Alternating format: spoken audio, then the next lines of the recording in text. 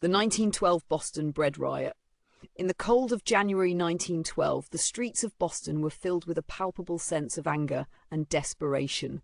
For weeks, bread prices had been steadily rising, a burden that weighed most heavily on the women of the city. As the cost of a basic staple soared, so too did the anxiety of working-class families struggling to feed their children. Bread, the cornerstone of their daily meals, was slipping further out of reach, and the cries of frustration grew louder with each passing day. It began with whispers in the alleys and on street corners. Groups of women, often the backbone of Boston's working-class households, started to gather in small numbers. They spoke of the injustice of paying ever more for something so essential. Their voices, fueled by hunger and anger, soon began to rise in unison. Their resolve was clear. Something had to change. On January 18th, the situation reached a breaking point. What had started as a series of protests turned into a full-blown riot. Thousands of women stormed the streets, heading for the bakeries that had long profited from their labor.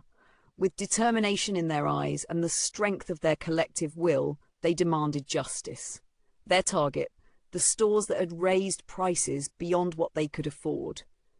The women, many of whom had never before been involved in such direct action, broke down the doors of bakeries, seizing loaves of bread and forcing the store owners to reduce prices. The riot spread quickly, drawing in even more women, and soon the streets of Boston were alive with the chaos of an uprising against the forces of greed and exploitation. But it wasn't just about bread. This was a fight for dignity, for survival, and for the right to feed their families without the crushing weight of poverty. As the riot raged, the city's elite began to take notice. The media covered the events, and voices of sympathy began to speak up in favor of the women's struggle. It was a stark reminder that even in times of economic hardship, the power of collective action could change the course of history. The Boston Bread Riot may have been sparked by the rising price of bread, but it became a symbol of the broader struggles that working-class families faced during a time of great inequality.